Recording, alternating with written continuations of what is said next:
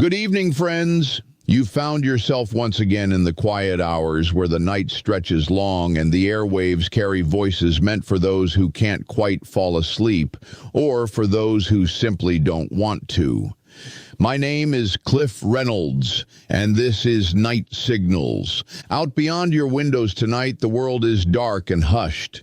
Maybe you're driving down an empty highway, headlights reaching into blackness. Maybe you're sitting alone in a kitchen, a cup of coffee or tea in your hands, wondering what's out there just beyond the edges of what we call ordinary life. Wherever you are, you're in good company. Tonight, we're stepping into the woods, the deep woods, those stretches of forest where silence takes on a weight of its own, where every crack of a branch, every unseen motion in the shadows seems to carry more meaning than it should. For as long as people have walked into those places, they've told stories of something else walking there too, something tall, powerful, and always just out of reach. You know the name as well as I do. Bigfoot. Now, I'll admit, even saying that word pulls us into a strange space between ridicule and awe. For some, Bigfoot is a campfire tale, the punchline to a late-night joke. For others, it's a lifelong pursuit, an obsession, a belief that somewhere in those endless forests walks a creature that proves we haven't discovered everything yet. And for a very few, well, it's not belief at all. It's experience. I'm not alone tonight. I've invited a voice that many of you will already recognize. He's the host of the Bigfoot Chronicles Podcast, a man who has spent years collecting accounts, weighing evidence, and traveling into the field where the shadows are thickest. His name is Dr. Graham Richards, and he's joining us here on Night Signals to talk through what Bigfoot is, what it might be, and why the story refuses to let go of us. Dr. Richards, welcome to the show. Dr. Richards, I'd like to begin with something broader than tracks in the mud or blurry photographs. I want to ask you about stories, because when you look into this subject, you realize the trail doesn't just begin in the 20th century with roadside encounters and grainy film reels. The trail stretches back centuries, maybe even further. Can you walk us into that long history of legends? Absolutely, Cliff. Bigfoot, or creatures like it, appear in the oral traditions of indigenous peoples across North America. Each culture has its own name, its own details, but the core image is consistent: a large, hair-covered being, powerful and mysterious, living alongside humans, but never quite among them. To the coast Salish, there is the Sasquatch, which gave rise to the word Sasquatch. In the mountains farther east, the Algonquin peoples speak of the Wendigo, though that figure blends hunger and spirit. And in the far north, the Inuit tell of the Tornit, giant wild people said to live apart from the villages. It's striking, isn't it, how those accounts emerge across different landscapes, different centuries, without communication between them. And yet the figure, the shadow in the trees, remains the same. You can hear it in European frontier journals, too. Trappers writing of huge footprints left in snow. Settlers whispering of something unseen moving just beyond the firelight. That's right. And you see parallels worldwide: the Yeti of the Himalayas, the Yeren in China, the Orang Pendek in Sumatra. Wherever there are remote forests, mountains, or jungles, there are stories of beings like this. Some cultures treat them with fear, others with respect. But the common thread is simple. Humanity has always sensed that we are not alone in the wilderness. It makes me wonder whether the persistence of the legend says as much about us as it does about the creature.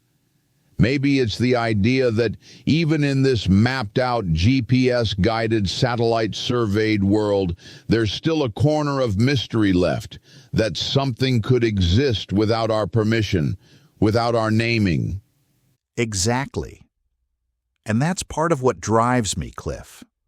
Whether or not Bigfoot is a flesh and blood species, the cultural footprint is undeniable. It tells us that humans have always carried this intuition of another presence, just outside the firelight. And when people dismiss it outright, they're dismissing not just modern sightings, but an entire lineage of human storytelling that refuses to vanish. That's a powerful point, Doctor, because when the stories echo across centuries and continents, it feels less like coincidence and more like memory, a kind of collective whisper passed down through generations, reminding us that the forest doesn't belong solely to us. Dr. Richards, we've walked through the long trail of legends. Now I'd like to turn to something more tangible. Because for all the stories, what we wrestle with most are the pieces of evidence. The plaster casts of footprints, the audio recordings in the night, the hair samples. Let's talk about those. Where do you begin? The footprints are often the starting point. They're the most common physical trace. Some are obvious hoaxes, carved wooden feet or prints placed in impossible patterns. But others are harder to dismiss. We've found casts with dermal ridges, the skin-like textures that are very difficult to fake. And then there are stride lengths, prints set nearly 7 feet apart in rough terrain, suggesting something with unusual reach. And yet, for every convincing print, there's another that falls apart under scrutiny. It feels like we're always caught in this loop, almost enough to prove it, but never quite crossing the line. That's the frustrating pattern, Cliff. The audio recordings add another layer. Long, drawn-out howls captured in the Pacific Northwest. Wood knocks echoing through forests, whoops and calls that don't match known animals. Some biologists say they resemble primate vocalizations. Others argue they're coyotes or humans playing tricks. But when you hear them in the dark, with no one else around, it doesn't feel like a trick. I've heard a few of those recordings. There's something unsettling in them, not just the sound, but the space around the sound, the way the night seems to stretch out and hold its breath. Exactly. And then there are hair and tissue samples. Every few years, a lab gets a specimen. Most turn out to be from bears, elk, even horses. But every so often you find something harder to place. DNA that says primate, but doesn't match known species. Nothing conclusive, but enough to raise eyebrows. So we're left in a strange position. Too much to ignore, too little to declare. 1,000 near misses that keep believers chasing and skeptics shaking their heads. It makes me wonder if Bigfoot itself is playing a game, always leaving just enough behind to tease, never enough to trap. I've felt that myself. The line between evidence and absence is razor thin. And yet, if it were all hoax, all mistake, would it really last this long? Decades of sightings, thousands of reports, the same features described again and again? For me, the persistence of the evidence, imperfect as it is, suggests something real, moving behind the trees. That word again, persistence. The stories persist, and so does the evidence, though it always slips away just when we reach for it. And maybe that's why the mystery holds us, because in the end, it's not just about what we found, but about what keeps eluding us. Dr. Richards, I want to shift the lens here. Let's set aside blurry photos and plaster casts for a moment. If Bigfoot is real, if there truly is a flesh and blood creature moving through our forests, then it has to play by the same rules as every other species on Earth. It has to eat, drink, reproduce, avoid disease. So let's talk about the biology of a giant. What could this thing be in practical terms? That's the question that draws me in more than anything, Cliff. Because if Bigfoot exists, it isn't a spirit or a phantom. It's an organism. And when you look at the accounts, they describe something very consistent. A primate, upright like us, but more massive, 7 to 9 feet tall, broad-shouldered, covered in hair. To me, that points toward a relict hominid, a surviving branch of the human family tree that never fully disappeared. Something like Gigantopithecus, the giant ape we know once lived in Asia? Exactly. Fossils show Gigantopithecus lived until around 300,000 years ago. We only have jawbones and teeth, but the size suggests a creature easily 9 feet tall. Now, mainstream science says it went extinct.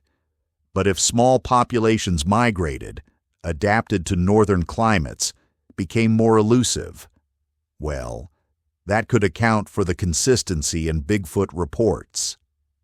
If that's true, we're talking about a living fossil, a survivor hiding in the forgotten corners of the map. What about the practical side? Diet, for instance. Most likely omnivorous. Reports describe them raiding berry patches, stripping bark, even taking fish from streams. In some indigenous accounts, they're said to hunt deer. A primate that size would need a high-calorie intake, but forests can provide that, especially if they're opportunistic eaters. Remember, black bears and grizzlies survive across vast territories by eating almost anything. Bigfoot could be similar. And the question everyone comes back to, why haven't we found bodies, bones, a skeleton in the woods? Nature reclaims quickly. A deer carcass can vanish into the forest floor within weeks, scattered by scavengers, covered by soil and leaves. Add to that the possibility that these creatures bury their dead or retreat to inaccessible terrain when ill, and you can understand why evidence might be rare. It's not proof, but it's not implausible either. You've just described something both grounded and chilling, a species capable of moving silently through forests, intelligent enough to avoid us, maybe even to care for its dead.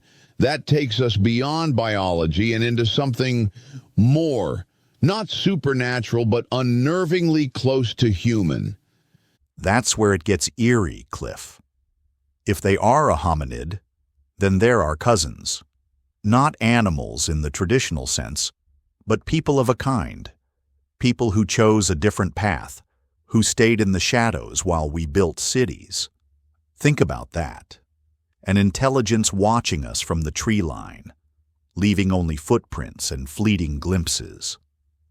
That thought alone reshapes the way you feel about the forest.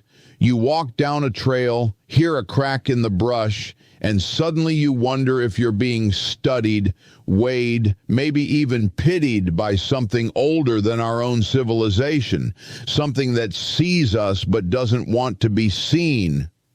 And that's why I keep going back into the field. Not just to solve a mystery, but to test that feeling. To stand in the quiet, hear the night breathe, and ask myself, what if they're out there, just at the edge of the firelight, choosing whether or not to step closer? It's biology, yes, it's diet and reproduction and skeletal structure, but it's also something harder to put into words, the possibility that we are not the only branch of humanity left walking this earth. And that possibility, friends, is what keeps the forest alive with mystery.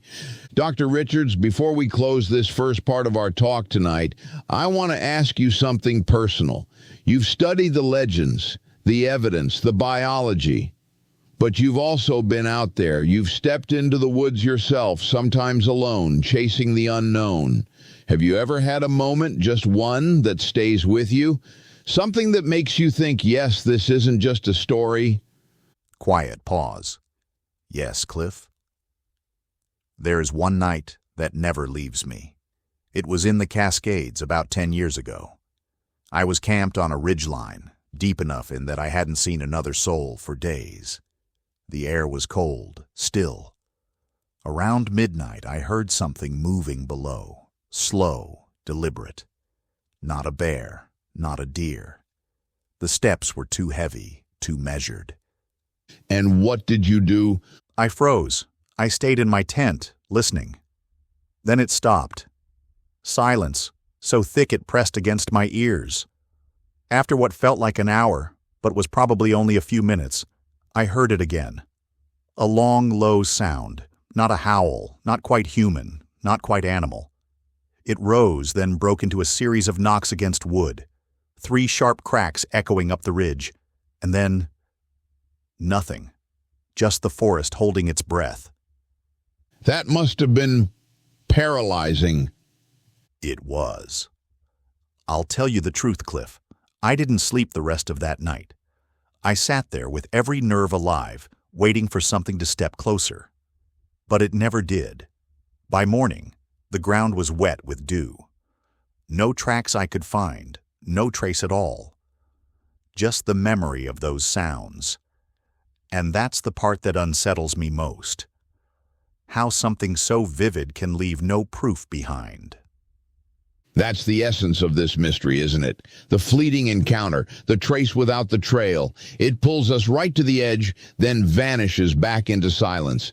And maybe that's why Bigfoot endures, because the silence itself becomes part of the story. We fill it with awe, with dread, with wonder. Exactly. I can't prove what I heard. I can't hold it in my hand, but it lives in me. And that's what drives so many people back into the woods, again and again. Not to conquer the mystery, but to stand in it. Friends, you've been listening to Night Signals. We've crossed through legends, footprints, speculation, and now into the heart of the forest itself. But this is only halfway. Dr. Richards has agreed to stay with us, and in the next part of our broadcast, we'll go even deeper. The psychology of belief, the role of hoax and hysteria, the cultural weight of the unknown. So keep your dials right where they are. The night is long, and the forest isn't done with us yet. Dr. Richards, I'd like to shift our focus for a while because Bigfoot isn't just about shadows in the forest, it's also about people. The believers, the skeptics, the hunters, and yes, the hoaxers.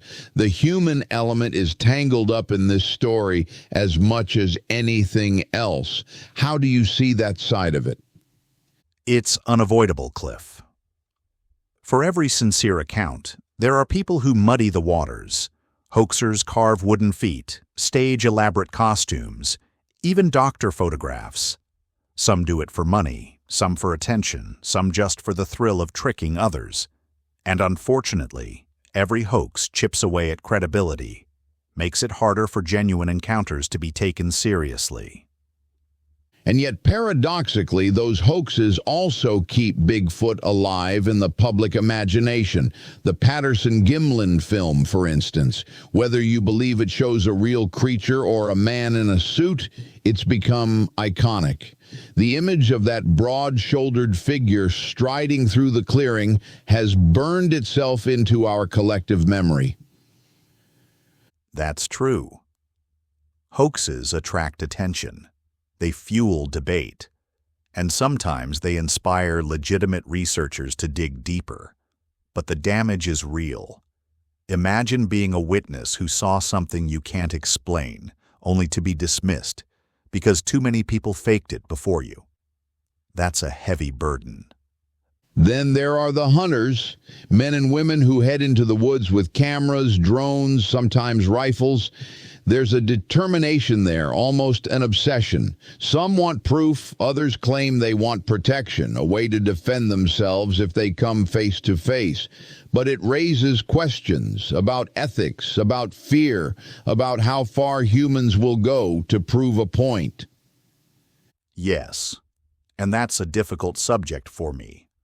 On one hand, I understand the drive to bring back undeniable evidence. On the other, if Bigfoot is a surviving hominid, or even just an undiscovered primate, do we really want our first interaction to be a bullet? We have a responsibility, if they exist, to approach with respect, not conquest. It reminds me of how we've treated every frontier, every unknown. The first instinct is often to dominate, to capture, to display. But with Bigfoot, the very absence of a body, the very lack of a specimen has spared them from that fate, if they're out there. That's the irony. The absence that frustrates science might also be the very thing that has kept them safe. If they are real, they've survived not just by eluding predators, but by eluding us, the most dangerous predator of all.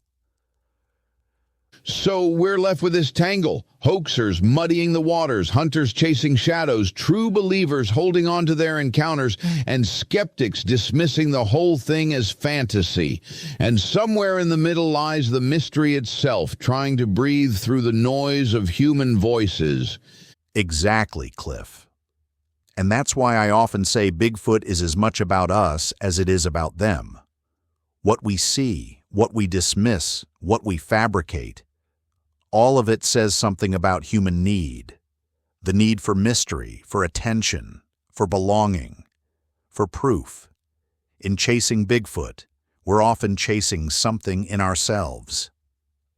Friends, you're listening to Night Signals. We've talked about the creature, but tonight we're reminded that the creature's shadow is shaped just as much by human hands. In the next segment, we're going to explore why people believe, why this figure grips so many hearts and minds, and what belief itself tells us about who we are. Dr. Richards, we've talked about hoaxes, about hunters, about the evidence that comes and goes. But I want to step into something more interior now, because when I listen to your podcast, when I hear people call into this show, I realize that Bigfoot is more than just a creature. It's a belief, and belief has its own power. Why do you think people want to believe in Bigfoot? That's a profound question, Cliff. I think part of it is hope. In a world that feels mapped, measured, and digitized, Bigfoot represents the idea that mystery still survives, that we haven't solved everything, that the wild is still truly wild. Believing in Bigfoot means believing that not all the stories have been written yet. There's comfort in that, isn't there? That the forest holds something beyond our grasp, something we can't buy, can't photograph clearly, can't pin down in a database. In a way, belief in Bigfoot is resistance against the idea that everything is already explained. Exactly. And for some people, it's not just comfort, it's identity. I've met individuals who devote their lives to searching. It gives them purpose, community, a sense of being part of something larger than themselves. Even skeptics, in their own way, participate in the belief. They argue against it, but the conversation itself keeps the myth alive. It reminds me of how we believe in other things we can't prove. Ghosts, UFOs, even certain hopes about ourselves. We want to believe because the alternative, a world stripped of wonder, feels smaller than the one we sense in our bones. Yes. And there's another element, too. Fear. Belief in Bigfoot often carries a shadow. To believe that something immense, powerful, and unknown moves in the forest is also to accept that we aren't at the top of the chain, that we aren't alone. That's both thrilling and unsettling. It stirs something ancient in us. A kind of evolutionary echo, back to when our ancestors huddled by fires, listening for the crack of a branch in the dark, wondering what eyes were watching them. Exactly. In that sense, Bigfoot belief connects us to our own history, to the survival instincts that kept us alive. And that's why the figure looms so large, not just in forests, but in dreams, in art, in late-night thoughts. It speaks to something buried deep inside us. So maybe belief isn't about whether the creature is real. Maybe it's about what the creature represents. The unknown, the untamed, the unmeasured. To believe in Bigfoot is to believe that the world still has room for mystery and that we too still have room for awe. Well said, Cliff. And perhaps that's the true gift of Bigfoot. Whether it exists or not, it awakens something in us that modern life tries to put to sleep. Friends, you're listening to Night Signals. We've traced belief through legend, evidence, and psychology. But Bigfoot doesn't just live in the woods or in our minds. It's also out there in the culture, on T-shirts, in movies, in roadside attractions. And that's where we'll head next. Dr. Richards, as we've moved through this conversation, we've lingered in forests and legends in the spaces where mystery breathes. But Bigfoot doesn't just live there anymore. It lives on mugs, on T-shirts, in children's cartoons, in films both serious and absurd. Somewhere along the way, the mystery became a brand. How do you see that part of the story? It's fascinating, Cliff. On one hand, the cultural image of Bigfoot makes the subject more accessible. People who might never read a field report will still buy a plush toy for their child, or smile at a Bigfoot crossing sign on a back road. The figure becomes familiar, even friendly. But there's a cost to that. The more Bigfoot is turned into a mascot, the less seriously people take the possibility that there's a real animal behind it. It becomes safe, harmless, a sticker you put on your water bottle. And yet, beneath that layer of commercialization, the original mystery still pulses. Every time a movie shows Bigfoot, every time a joke is made, it's a reminder. We laugh because we don't quite know. We play with the image because the reality might be heavier than we want to admit. That's right. Popular culture has two sides. It trivializes, but it also preserves. By keeping Bigfoot in circulation, it ensures the story doesn't fade. Think about it. How many people know about the Patterson-Gimlin film, not because they studied it, but because they saw it parodied, referenced, or replayed in documentaries? Culture keeps the ember glowing, even if it sometimes smothers the flame with laughter. It makes me wonder whether Bigfoot is one of the few mysteries that has slipped the leash of skepticism. You can laugh at it, dismiss it, reduce it to a bumper sticker, but it never disappears. In fact, the more we joke about it, the more it lingers, waiting behind the humor like a shadow. That's exactly it. The cultural Bigfoot is a mask that protects the deeper idea. We can consume the mascot without having to wrestle with the reality. But for those who've seen something, who've heard something, they know the mask only hides what can't easily be faced. And that tension keeps Bigfoot lodged in our imagination. So on one hand, Bigfoot is a cartoon. On the other, it's a lingering presence in the woods. And between those two lies the strange truth that the myth is both plaything and possibility, both joke and haunting. And perhaps that's why the culture never lets it go. Because it's not just entertainment, it's a way of keeping the unknown alive in plain sight. Well put, Cliff. Culture both shields us and reminds us. It makes the unknown less frightening, but it also keeps the unknown from vanishing. And that, to me, is the mark of something powerful. Myths that matter survive ridicule. They survive commercialization. They survive because they touch something deeper.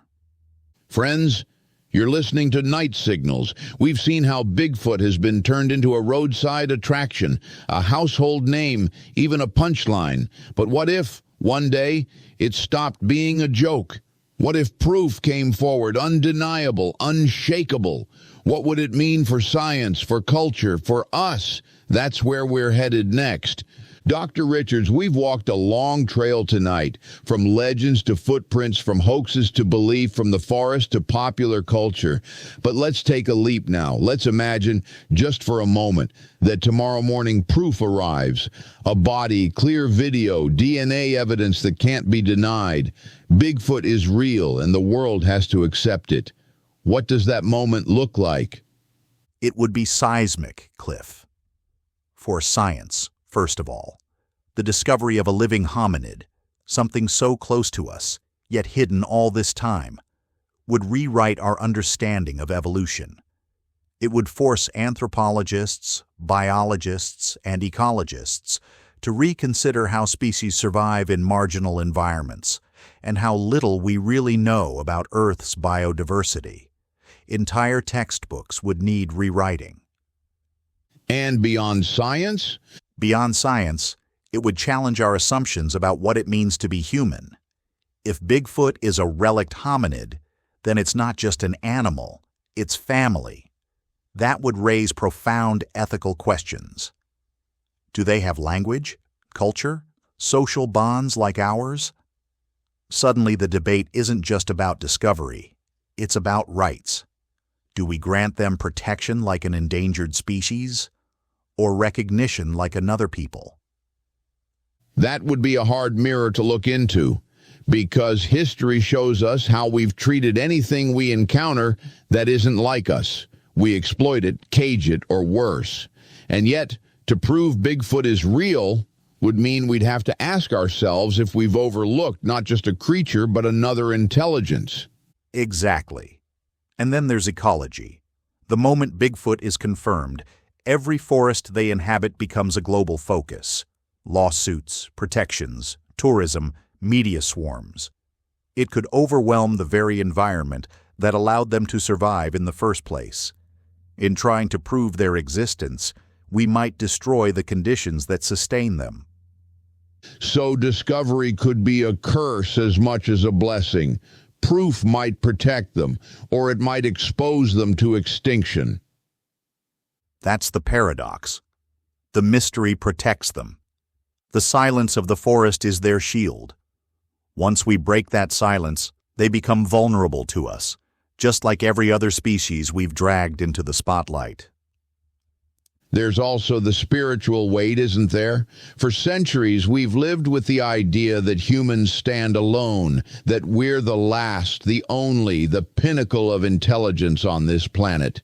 To suddenly share that stage, even with a shadowed cousin, that shakes the foundation of our story about ourselves. Yes, Cliff. It would force a kind of humility. We'd no longer be the sole survivors of the human family.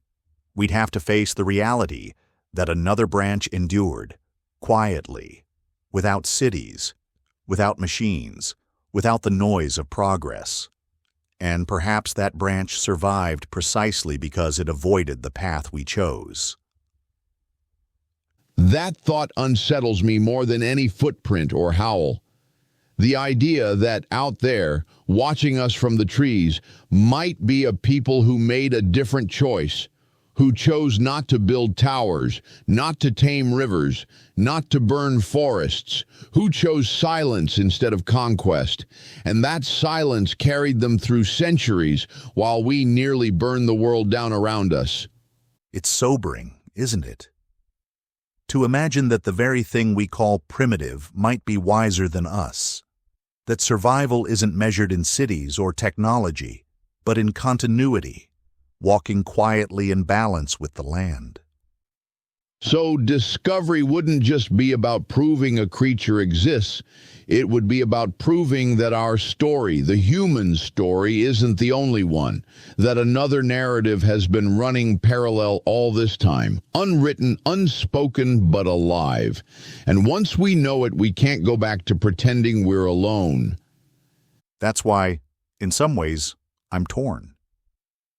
Part of me longs for proof, for the day when the scientific world has to admit what so many have seen.